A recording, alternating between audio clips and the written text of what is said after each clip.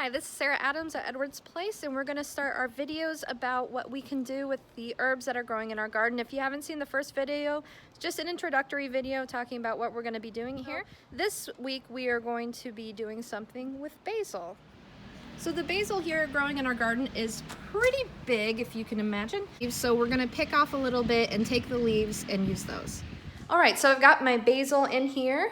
And all washed and cleaned up. But I thought I'd tell you a little bit about the uses of basil while we're in here and what I'm going to do with it today. So basil primarily was used as a cooking herb in the 1800s.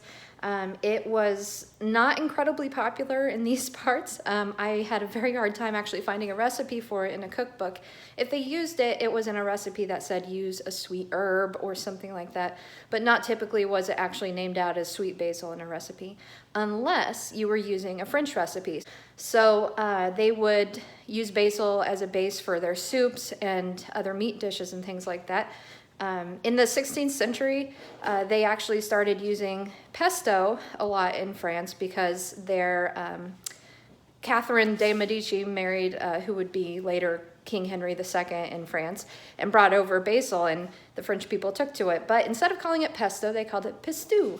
And so they used pesto with pasta, just like the Italians do, or they would use that as a base for pistou stew or soup. We're not going to do that today because it doesn't sound very good. We're just going to put it on pasta.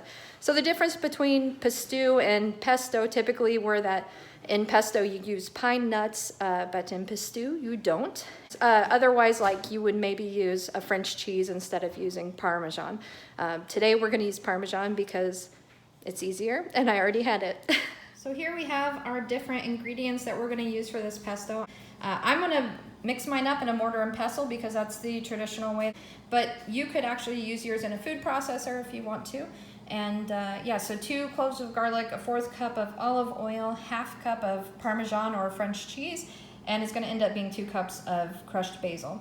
Start by tearing up the basil with your hands. It gets more flavor out than if you use a knife. We're also going to crush up the garlic. By the way, you might be wondering, was basil used for anything else other than for cooking? And the answer is kind of. There was a record it's called A Helping Hand for Town and Country. It was written in 1870. And they did say that sometimes it's used as an infusion for urinary issues. But for the most part, in the 19th century, it just wasn't very common to use it for anything else other than cooking. It wasn't really seen as having many benefits medicinally. All right, so right here, I've cut up my garlic, I've torn up my basil, and we're going to start by mashing the garlic into a paste in our mortar and pestle. And then after that, we're going to start putting the basil into the mortar and pestle and mixing it into a rough kind of paste. If it's looking disgusting, you're doing it right. We're going to keep on mashing it like so. This is when you're going to start drizzling the olive oil into it. Do it slowly so it mixes in really well. And finally, add the Parmesan. Okay, after you've got everything in here, it's going to get mixed up and look a little bit like this. You can add more olive oil if you need to, and also add your salt and pepper in very last and give it a taste and see what you like.